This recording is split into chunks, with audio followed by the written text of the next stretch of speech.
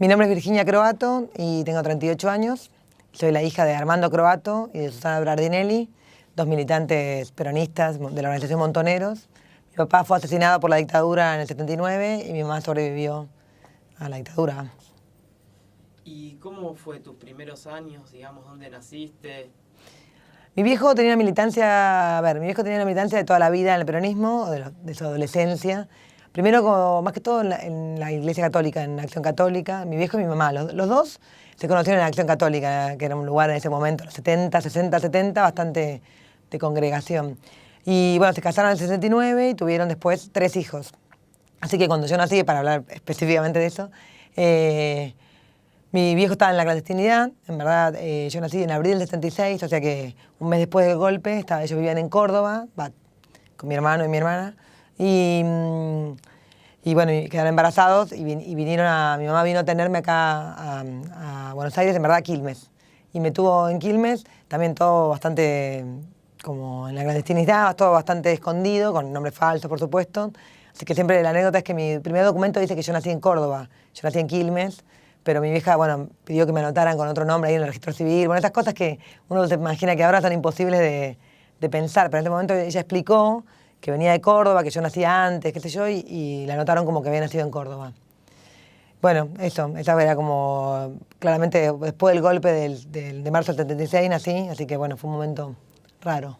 ¿Y tus padres, más allá del espacio católico en el que habían participado, en qué otras organizaciones habían militado hasta el 76?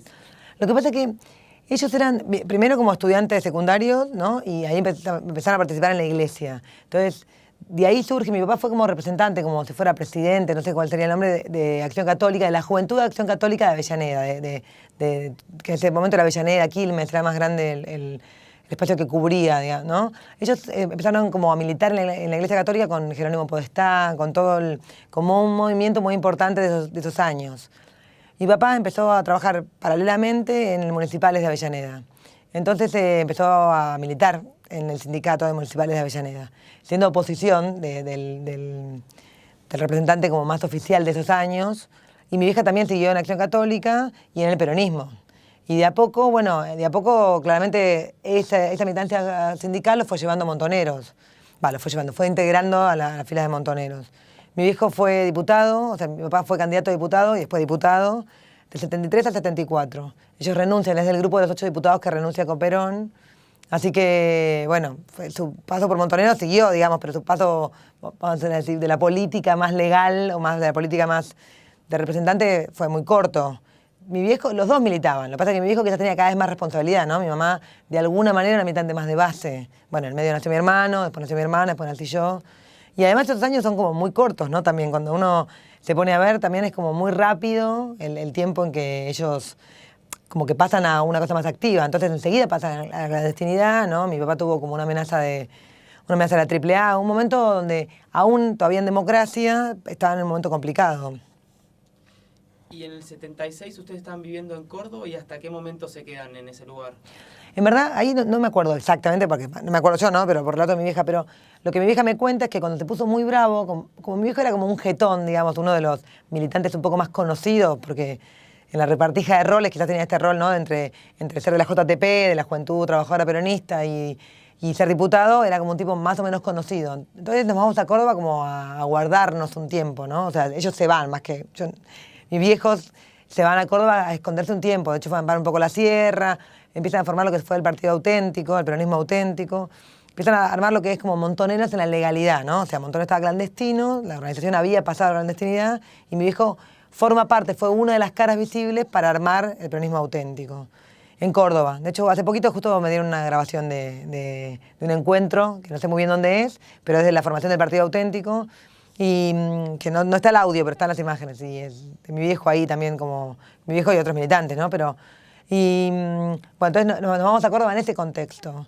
Y la verdad que también, medio como escondidos, clandestinos, en la casa de una tía, que las anécdotas familiares siempre son que todos teníamos otro nombre, mi vieja tenía otro nombre, mi papá también, y los policías estaban controlando el barrio, digamos, para decirlo suavemente, y llega hasta la casa de al lado. Pero entonces, en ese momento la señora que trabajaba en la casa de mi tía y todo, hubo que decirle la verdad, hubo que resolver por si la policía iba ahí, la mentira de ese momento. y después de que llegó la policía hasta la casa al lado y no entraron a la casa de mi tía, igual nos tuvimos que ir, porque ya se perdía bueno, legalidad, se perdía la cobertura, digamos. Eso. Así que no tengo precisas las fechas, pero mi vieja claramente queda embarazada de mí en Córdoba y me viene a tener en Quilmes por mayor seguridad. ¿Y hasta cuándo se quedan en la Argentina? Ahí lo que hay es como que mi viejo sale y entra al país muchas veces, y nosotros también algunas veces. Nosotros estuvimos afuera en el 78 seguro, con mi viejo, y o sea que no tengo la cantidad de veces, pero debemos haber entrado y salido varias veces. A veces mi viejo lo hacía solo y a veces lo hacía con nosotros. Y es como variable. Una vez, una tarde, fui con mi vieja a recorrer las casas, y, no sé, en el sur del conurbano bonaerense, digamos, tuvimos 4 o 5 casas, ¿no? O prestadas, o alquiladas, o esas cosas así, o alguna de la organización, un compañero de mi viejo de la militancia. Mi viejo tenía como una base de sostén de militantes gremiales muy importante, sí, sobre todo de amigos de la militancia gremial. Y así que ahí entramos y salimos muchas veces. Una vez estuve con mi viejo en España, el registro que tengo es París, España, que estuvimos toda la familia en España. En el año 76, mi hermanita que es mi segunda hermana, digamos, estaba mi hermano Diego, Laurita, y después nazco yo, que soy la última. Mi hermana fallece, mi hermana tenía síndrome de Down, y bueno, se contagió sarampión en esas épocas, así también de las complicaciones, otra época también de la medicina, también del sarampión en la Argentina, y bueno, se complica y en diciembre del 76 se muere mi hermana. Así que todos esos tiempos, me parece que después de eso, por ejemplo, nosotros nos tuvimos que volver a ir. O sea, también nos tuvimos que ir de donde estábamos. Bueno, en cuanto dábamos un nombre legal en algún lado, había que salir de ese lugar, ¿no? ¿Y en qué momento se exilian definitivamente? En verdad, el exilio definitivo es cuando lo matan a mi viejo. O sea, nosotros entramos por última vez en abril del 79, ¿no? Ya con mi... como me cuestan esas cosas los verbos, ¿no? Porque ellos nos traen, porque yo digo, tenía 3 años en esa época, entonces, pero sí, entra toda la familia en abril del 79. Y ahí lo que pasa es que, bueno, mi viejo entra claramente con la contraofensiva, o sea, entra con una decisión de la organización de venir con una idea de que a ver, vamos a decir así, las organizaciones populares habían resistido durante todos esos años y ese era el momento para una nueva estrategia, como un nuevo golpe de las organizaciones populares o de las organizaciones guerrilleras para, de alguna manera, derrocar la dictadura o ayudar en su debacle, digamos, más que derrocarla, era como una situación de colaborar en que sí, se termine, digamos, en criollo. Entonces mi viejo entra claramente a hacer roles más como de relaciones políticas y gremiales. Su intención es como reconectarse con los sindicatos, con los compañeros que tenían. Estamos hablando del 79, ¿no? Y había otros grupos que entraban a otras cosas, por supuesto, ¿no? Pero ese era el rol de mi viejo sobre todo. A ver a sus compañeros, lo vio el cura Luis Sánchez, o sea, yo después me fui enterando con quién se fue encontrando durante esos tiempos. Y bueno, eso es en abril, y en septiembre mi viejo lo llaman, había desaparecido una pareja, una familia entera, la pareja con las 3 nenas. Y eran amigos también de la iglesia, amigos de Avellaneda, como muy cercanos a mi familia. Mi mamá dice que habíamos compartido Moisés y ropa de niños. Y mi papá le cambian la cita 3 veces, o sea que era una situación un poco complicada. Pero como había desaparecido esta familia, mi viejo dice que hay que ir, digamos. Que bueno, que algo hay que hacer. Eso es lo que mi mamá cuenta, ¿no? Que mi vieja le dijo, no vayas, y él dijo, algo hay que hacer. Como denunciar que había pasado esto con las 3 nenas. Y iba a una cita en Munro, que era una cita que había un compañero que había caído antes y que, bueno, que claramente había dado el dato, digamos, de la cita. Ese compañero que lo cita a mi viejo ahí. Bueno, de ese día no vuelve, entonces como no vuelve, mi mamá levanta la casa, digamos, nos agarra a nosotros, agarra la ropa, a mi hermano y a mí, y nos vamos. Y bueno, eso. Ahí con los años yo me fui enterando un poco lo que pasó ahí, o sea, cómo fue la cita, cómo fue y también quién participó de los militares, ¿no? Como un poco, con los años me he enterado un poco más esa historia. Y después mi mamá lo que dice es que, bueno, ella le dice a mi hermano que era más grande, que tenía 8 años, más o menos. Le dice que vamos, que tenemos que irnos y que no tenía mucho a dónde ir. Entonces se va a la casa, llama a una amiga del secundario y cuando llegamos a la casa estaba cerrada con candado. Entonces estábamos en la calle todos, los 4. Y que mi vieja se acordaba dónde vivían los papás de esta compañera, en Avellaneda. Entonces va a la casa del papá de la compañera y el señor le dice, bueno, ¿qué necesitas? Y mi hija lo que necesitaba que le cruzaran el puente, ¿no? Que poder cruzar el puente sin una pinza, digamos, llegar a Capital, ¿no? sin que la controlen en el medio. Y sabiendo que los militares ya sabían que mi viejo había caído, ¿no? Ya a esa altura, del 79, se sabían muchas cosas, ¿no? No era 76. Bueno, y nos cruzan, vamos a un hotel, mi vieja ahí resuelve un poco quién hace la habeas corpus, quién hace la denuncia, además, y nos vamos del país. ¿Y a dónde vamos? Primero vamos a Brasil, por Misiones, en un micro. En Misiones en Brasil mi mamá se comunica con la organización, en medio mi vieja hace los documentos. A mí siempre me gusta contar esos detalles porque vos la ves a mi mamá ahora y es una señora. Y ella, nada, imaginarme así como que ella tuvo que falsificar los documentos, nada, un momento muy particular. Teníamos como una casita, como una casilla, así muy, muy precaria no me acuerdo el barrio, pero es un lugar muy cheto, Los Cardales.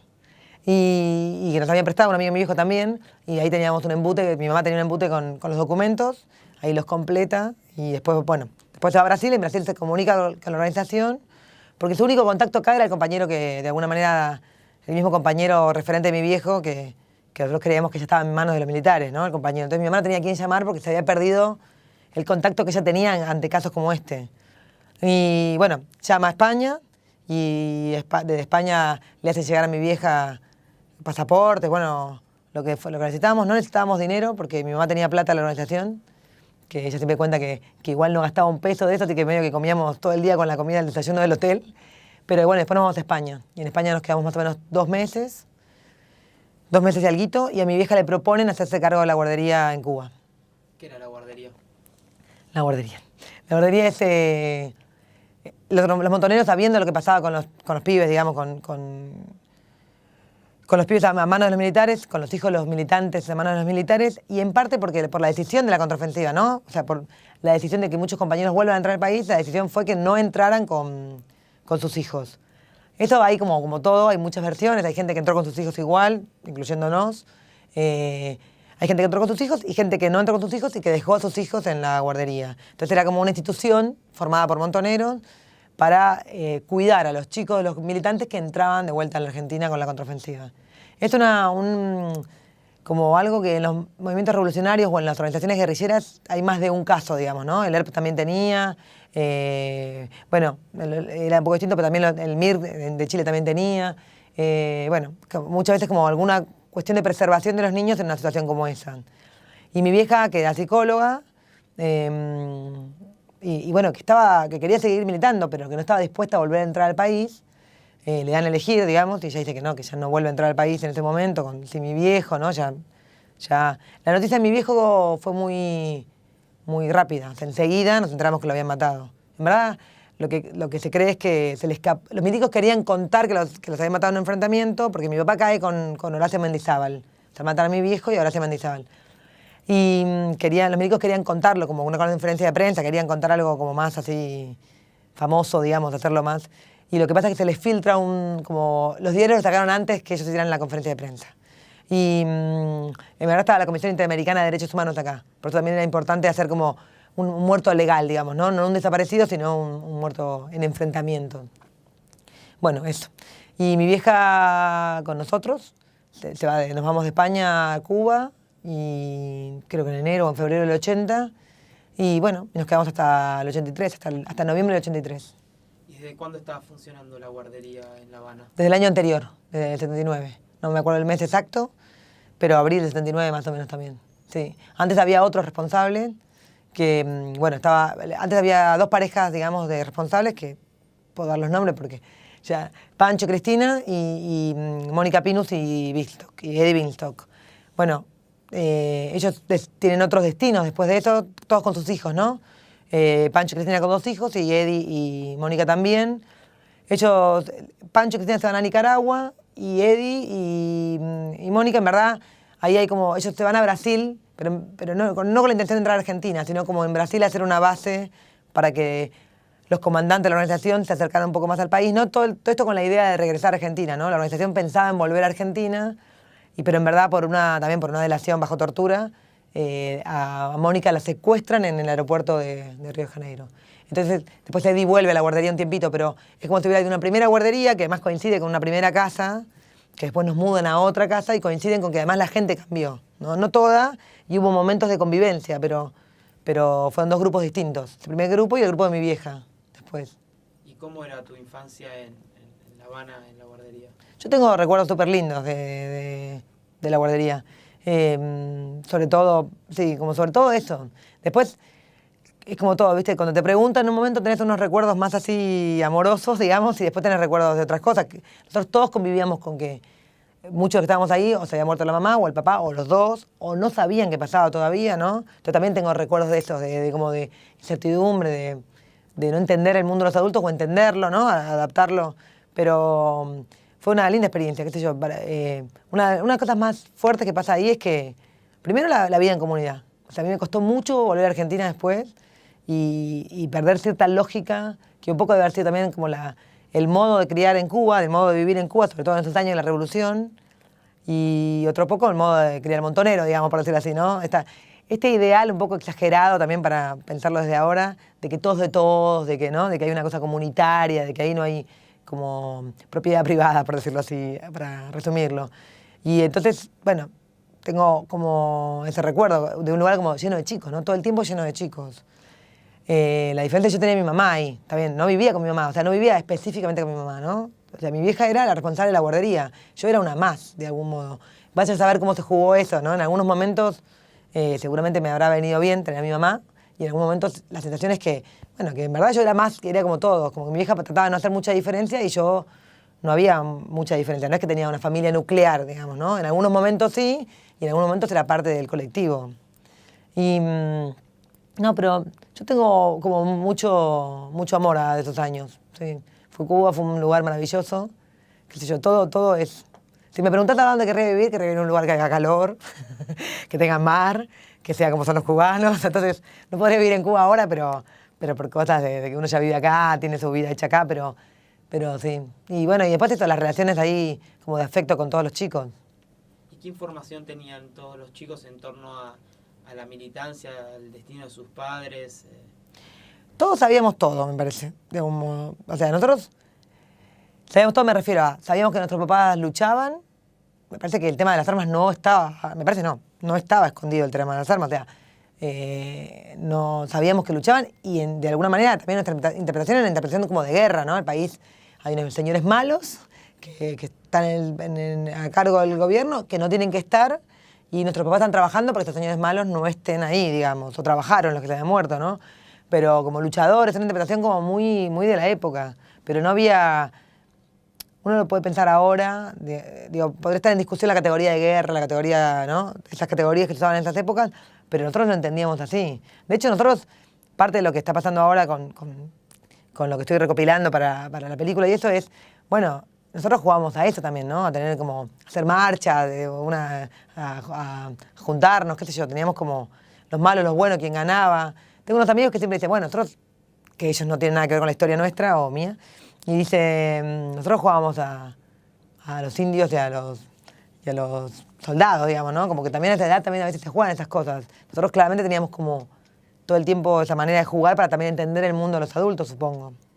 ¿Y establecían algún tipo de vínculo con los cubanos? ¿Se escolarizaron? Sí. Sí, durante un primer tiempo, pero no el primer año, los chicos eran más chicos, además, imagínate, por la edad cronológica, o sea, porque es anterior, ¿no? 79. Parece que no, que estaban casi todo el tiempo en la guardería. Pero después la idea fue que nos fuéramos escolarizando. Entonces, sí, yo fui a la escuela, todo círculo, que es el jardín. Fui primer grado y fui parte del segundo, con chicos cubanos. De hecho, me encontré con una compañerita de esos años ahora. ¿Y ahí vos podías contar? Sí, contábamos. Sí, no hay que olvidarse que era Cuba en esa época, ¿no? O sea, Cuba tenía pocos años de la revolución, o relativamente pocos, y más allá que la ayuda de Cuba a montoneros o a las organizaciones guerrilleras en Argentina siempre es una ayuda complicada, porque al mismo tiempo ellos no rompieron relaciones, ¿no? Ellos apoyaban muchos movimientos guerrilleros o movimientos revolucionarios en el mundo, ¿no? Entonces, Angola, etc. Entonces, bueno, no, creo que era un lenguaje que en Cuba era como la historia oficial, por decirlo así. O sea, si acá se oculta o hay que discutir mucho para hablar sobre organizaciones armadas, en Cuba se hablaba claramente de organizaciones armadas o del pueblo armado, digamos. Así que eso se veía, no sé. ¿Y hasta cuándo me habías dicho que estuviste en Cuba? Nosotros fuimos casi los últimos y nos volvimos. De los chicos creo que fuimos los últimos. Después algunos volvieron y tuvieron que volver a ir, cuando después en Alfonsín hay la ley cuando Alfonsín empieza a buscar como algunos militantes de la comandancia, de la conducción, digamos, de Montoneros, pero nosotros nos volvimos el 21 de noviembre del 83. O sea, nos volvimos cuando ya había ganado la democracia, pero todavía no había asumido. ¿Y cómo fue tu regreso a la Argentina?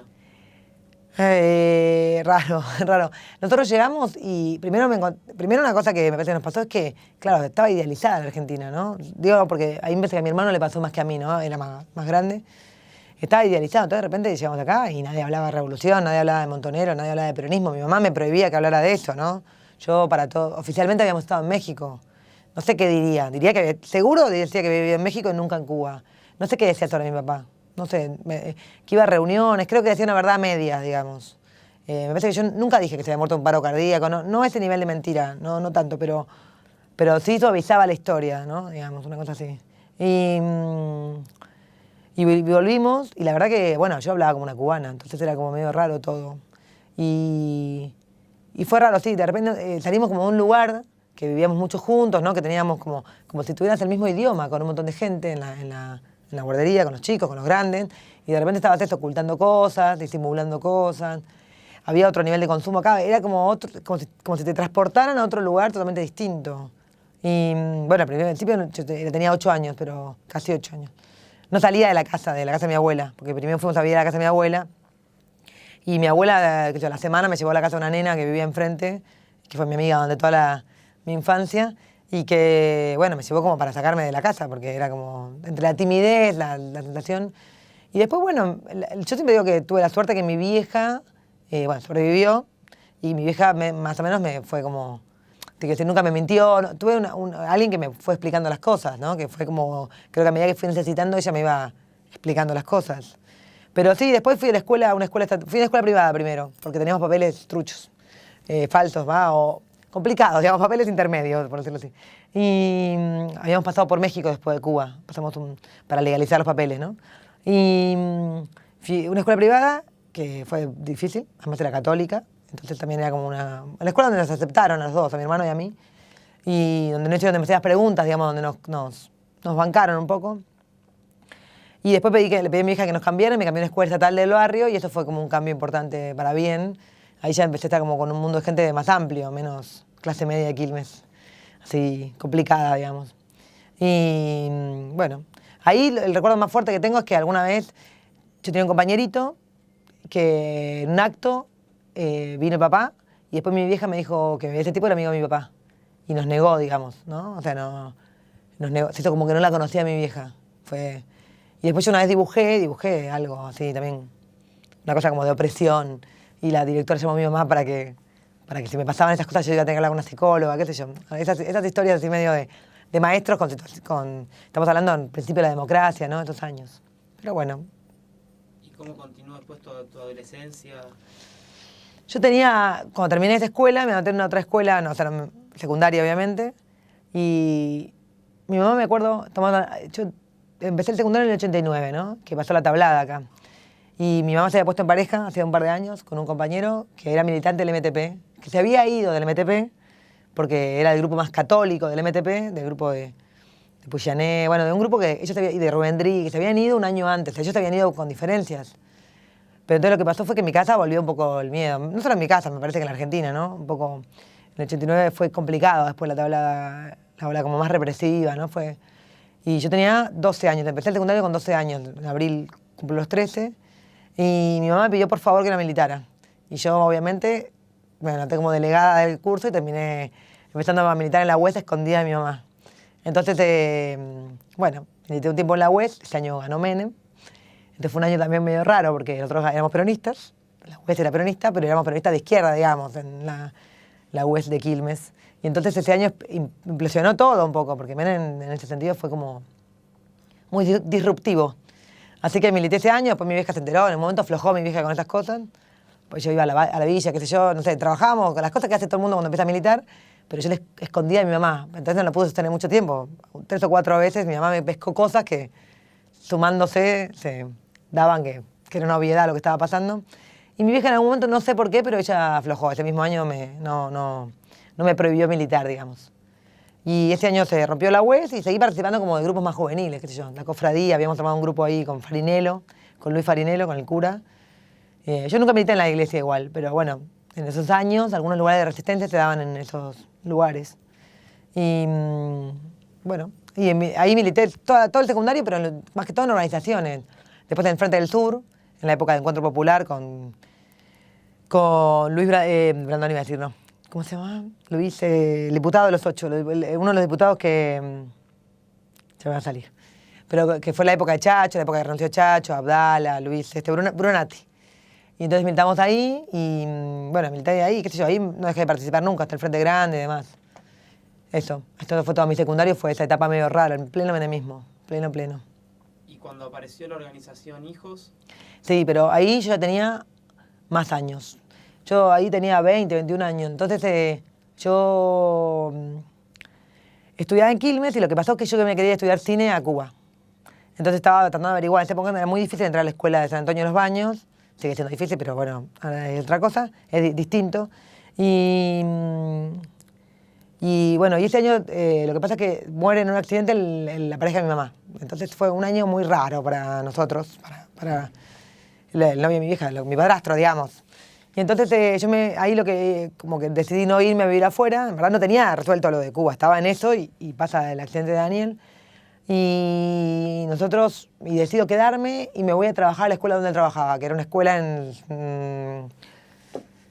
San Martín de Porres, se llamaba la escuela, en San Martín, entre San Martín y San Isidro, justo ahí en Zarratea, ahí divide.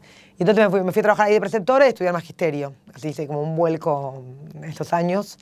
Y bueno, y ahí estuve un tiempo, no militaba, digamos, estaba todo el día, trabajaba, estudiaba y iba a los fines de semana a ver a mi vieja Quilmes de San Martín. Y después yo vuelvo a Quilmes, porque bueno, decido como no seguir trabajando ahí, qué sé yo, y vuelvo a Quilmes y ahí me sumo a Hijos. Sí, ¿en 96? Sí, más o menos 95, 96, sí, estoy pensando, pero a los 20 años, para la marcha de los 20 años ya estaba en Hijos, porque armamos, por eso no me acuerdo bien, porque lo que pasó fue que voy a Hijos, en verdad, bueno, yo creo que había pasado Silingo también, el milico.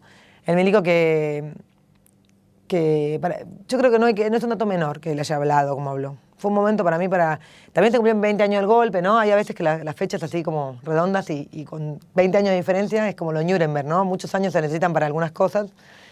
Pero aparte, cuando él empieza a hablar, hay como si se hubiera caído la última posibilidad que fuera mentira. No sé cómo decirlo. Yo no digo que hubiera alguna posibilidad, pero digo, para la sociedad me parece que todavía... Y cuando habla uno de ellos tan fuertemente, habían hablado otros. Pero en este caso, Silingo viene a ocupar un lugar para mí no había discusión posible, ¿no? O sea, no nos podían decir nada, que estaban en Europa, no podían decir nada de las cosas que venían diciendo todos esos años. Y para mí eso es como un momento donde a mí se me mueven muchas cosas. Durante todos esos años había estado como medio el tema como más encapsulado, digamos. Y ese año, bueno, me empiezo a averiguar y llego a Hijos. ¿Y qué significó ese espacio para vos? Al principio fue como muy importante. Yo digo que igual fue como una especie de regreso a la adolescencia, aunque teníamos 21, 22 años, pero fue casi volver, porque primero era como reencontrarte casi como, ¿cómo decirlo? Un viaje de egresados constante, digamos, pero no porque fuera todo joda, porque no, había joda también, por supuesto, no, pero era como encontrarte como con alguien con el que vos podés hablar, no había nada ni que ocultar, ni que explicar durante 2 horas algo para llegar a alguna conclusión, ¿no? Era como de vivencias compartidas todo el tiempo, entonces fue muy fuerte. La verdad que fue una vivencia que no tuve nunca más. Te diría, pensándolo ahora, viste, eso es lo que tiene que hablar a veces, que tiene alguna referencia a la guardería en esos términos, como alguna cosa como de colectivo, ¿no? Era como si te dijera, durante un tiempo me movía todos los días con ellos, ¿no? O haciendo alguna cosa de militancia o de fiesta, tenemos 20 años, ¿no? De fiesta, pero todo el tiempo reunidos con pibes que habían pasado esa historia. Como un enamoramiento generalizado, digamos, colectivo. Fue muy importante. Después creo que los grupos humanos cuesta mucho mantener, ¿no? Como estábamos todos ahí por cosas distintas, ¿no? Algunos sabíamos más, otros sabían menos, algunos querían militar más, ¿no? Que eso fuera una decisión casi, digamos, partidaria, por no decir, como que tuviera algún perfil más determinado, otros querían que fuera un organismo de derechos humanos más amplio, se fue dando como distintos procesos.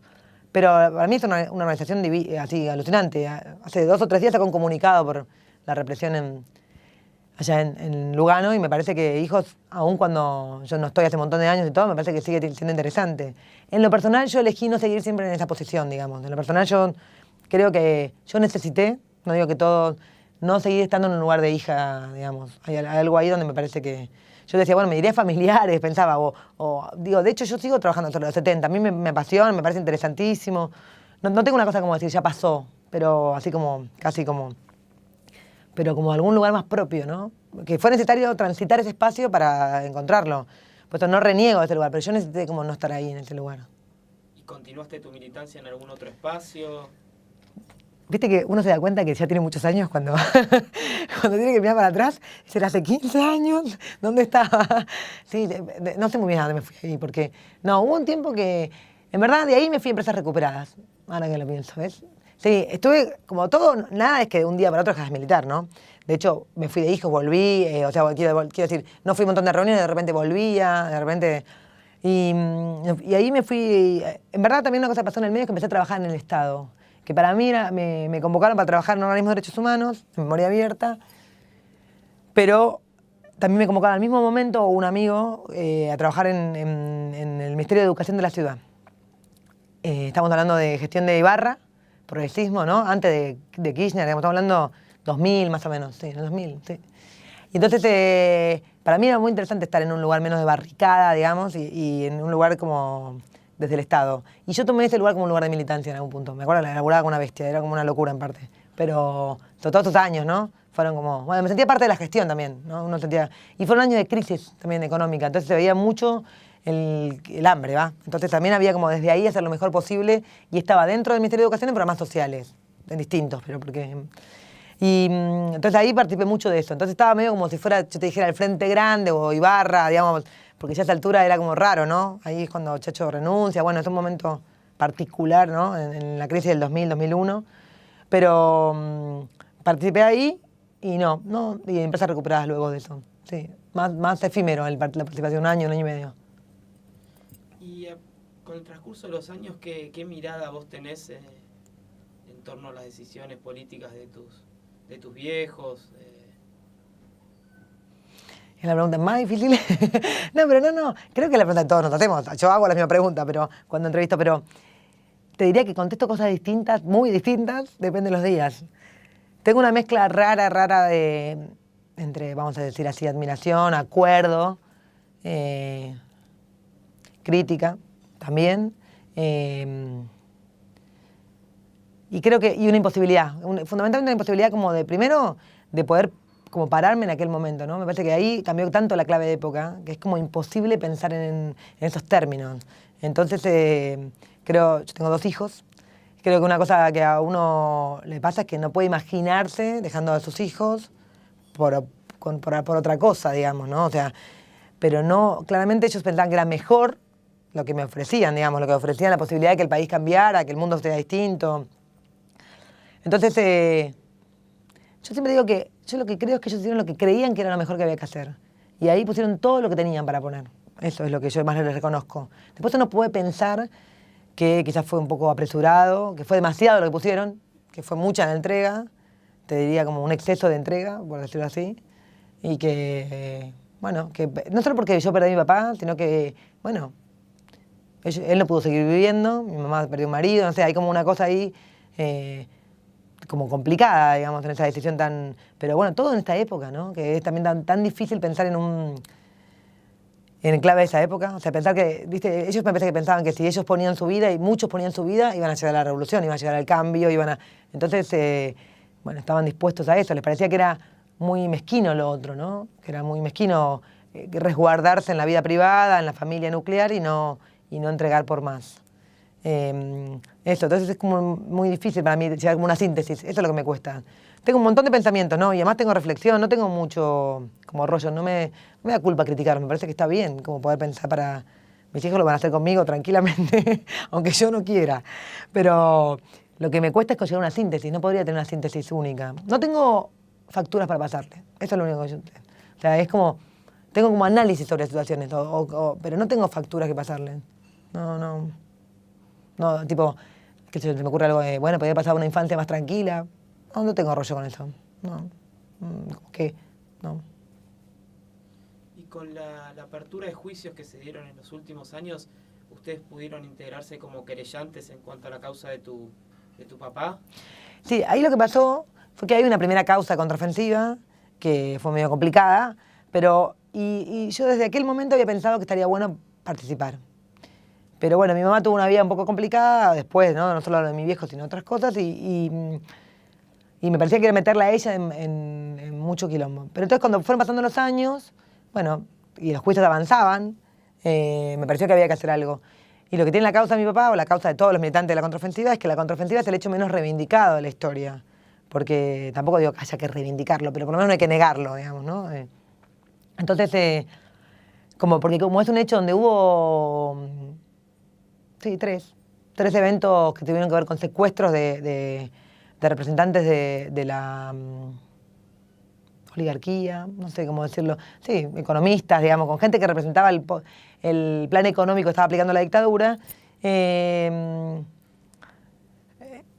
Y entonces para eso se daban armas, digamos, y como es como una ofensiva de la organización Montoneros, yo creo que se habla menos y se dice menos y cuesta, y la verdad que se entiende porque cuesta más explicarlo también, ¿no? Entonces era como si fuera que esos desaparecidos estaban un poco más olvidados que otros, por lo menos en los términos de lo judicial, pero además no le echo la culpa a nadie, digo, hasta los mismos familiares, como si en algún lado esa misma, como ya ese, vamos a decir así, esa militancia al extremo, o sea, seguían militando en acciones armadas, algunas no, pero todas en algún punto en el 79-80 costaba más reivindicarlas, ¿no? No era como menos tinte de inocencia que los del 76, 77 y demás. Ahí se podría discutir sobre el camino que tuvieron los organismos también sobre la reivindicación de los desaparecidos y demás, y la sociedad, ¿no? Nosotros, en verdad, nos juntamos varios familiares, un grupito chiquito al principio, nos juntamos y nos presentamos como querellantes. Y bueno, nos presentamos como querellantes y la verdad que el grupo creció un montón. Tenemos un nombre un poco original que se llama Juicio Campo de Mayo, Causa Contraofensiva. Así que no es muy original, es medio raro el nombre, pero la verdad que lo que nos define como familiares es que todos nuestros familiares participaron de la contraofensiva de uno u otro modo. Y la verdad que es un grupo re interesante. No hay más de un abogado, pero nuestros abogados son Pablo Yonto y Coco Lombardi, que era militante de Encuentro Popular, de Encuentro de Luis Brunati, en su vuelta a la vida. Fue intendente de Moreno. Pero, bueno, es un grupo, qué sé yo, a mí lo que más me interesa meter a los milicos presos, por supuesto. Pero lo que más me interesa es como la reconstrucción de esos años. Me parece muy interesante lo que se da en términos históricos y en términos personales de todos nosotros. ¿Y en qué instancia se encuentra esa causa? Están procesados, digamos, están como algunos milicos, muy poquitos. Algunos se fugaron, o sea, la jueza determinó 13 milicos, creo, sí. O sea, todos tienen prisión domiciliaria, 3 escaparon, 2 escaparon, los demás tienen prisión domiciliaria, todos los demás, con unos argumentos pedorros y unos certificados mentirosos, pero bueno, es lo que pasa en las garantías, digamos. Y ahora están apelando algunas cosas ellos. Bueno, estamos como si fuera, todavía no llegamos a juicio oral, ¿no? Como que pasamos la etapa de instrucción, pasó el tema de procesamiento y todavía queda un espacio importante ahora de todo lo que es el juicio oral. Y en verdad nosotros tenemos pruebas de un montón más de militares que participaron. El corte, lo que está pasando ahora con los juzgados es que el corte que hacen es a los jefes más jefes, digamos. O sea, los responsables más responsables. Y bueno, nosotros tenemos hay hasta documentos de militares autoincriminándose y esos militares no están en principio como juzgados, culpabilizados, responsables. Es una pelea que hay que dar día a día. Se presume que fue el batallón 601 sí. el que accionó en... Sí, se presume, bueno, en verdad lo que creemos, o lo que está casi probado, es que casi todas las víctimas de la contraofensiva las agarró el ejército, casi todas, hay algunas que las agarró la marina, casi todas las víctimas estuvieron en Campo de Mayo, también las que agarraron afuera del país, las que agarraron como si fueran los países limítrofes, o no limítrofes, pero países cono sur. Casi todos creemos que las trajeron hasta Campo de Mayo, y ahí es probable que algunos algunos, la mayoría, los hayan tirado al río. Sí, a los vuelven a la muerte. Eso es lo más probable. A mi viejo lo entregan, a mi papá lo matan, o se mata a él en el enfrentamiento, y entregan el cuerpo a mi familia paterna. Y a Horacio también le entregan el cuerpo a la familia paterna. A la mamá de Horacio. Y sí, pero los demás compañeros están desaparecidos, creemos que en principio no están enterrados en ningún lado, digamos. Pero bueno, eso son como deducciones que uno hace. No yo, ¿no? El equipo de antropología forense, digamos, las pruebas que hay. Y en cuanto a la contraofensiva, ¿crees que, en relación a lo que decías, crees que hoy se puede empezar a hablar más abiertamente de lo que fue esa operación y que la sociedad está más dispuesta a dialogar sobre eso, o crees que todavía no se puede plantear tan abiertamente? Intermedio, digamos. Yo creo que abiertamente mucho no se puede plantear porque es difícil explicarla, muy difícil explicarla. Para mí también existen como dos lecturas así, bueno, una de la sociedad, vamos a decir así, de la guerra, de la teoría de los demonios como a pleno, y la otra para mí ahí es también como la lectura de la militancia, que yo llamo anticonducción, digamos, ¿no? Que es una lectura como que la conducción mandó al muere a los militantes. Y yo tengo una lectura crítica sobre la contraofensiva, pero creo que ahí no hubo gente más tonta y gente más mala, digamos. Ahí mi papá decidió venir a Argentina. O sea, hubo militantes que decidieron venir a Argentina. No fueron perejiles, no sé. Hay una cosa que es hablar mal de ellos, pensar que alguien los mandó con el dedo, así tipo casi como inoptizados, ¿no? Ellos decidieron venir con un análisis erróneo, evidentemente lo que está pasando en Argentina, ¿no? Me parece que a la luz de los hechos, a la luz de los hechos se puede considerar una operación que fracasó y que cayeron muchos compañeros que deberían no haber caído, militantes, y que fue un error. Pero eso no quita, digamos que... Bueno, me parece que esas cosas dificultan una lectura un poco más profunda de la contraofensiva.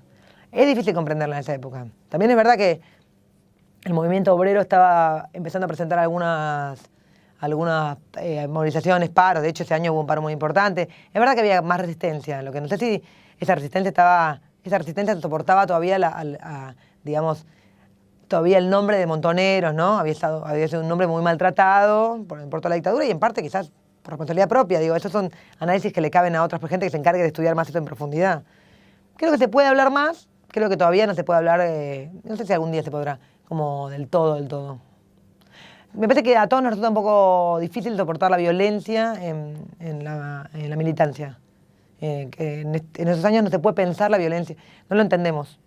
Y yo tampoco lo entiendo, pero bueno, me parece que no lo entiendo porque estamos en otro momento del mundo y que cambió mucho, entonces que es muy difícil como explicar, ¿no? Bueno, venían, secuestraban o querían secuestrar, que insisto, no es lo único que hacían, porque si no, ¿no? Había una idea de propaganda, de volver como a incentivar la rebelión contra los militares, digamos.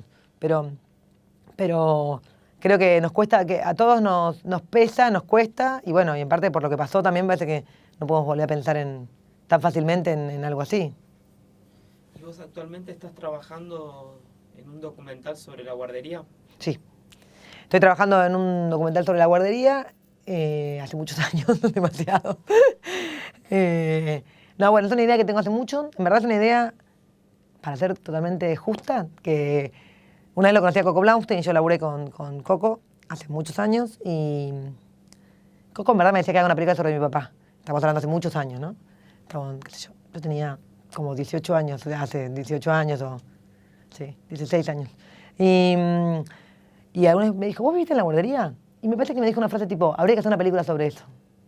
Bueno, a mí me quedó picando, qué sé yo, después de muchos años no quise hacer nada, un momento dije lo voy a hacer, después no la iba a hacer, y fue y vino un montón de veces. Y bueno, y ahora la estoy terminando, así que ahora, por fin, después de muchos años, lo que pasa que es algo que no quiero dejar de decir porque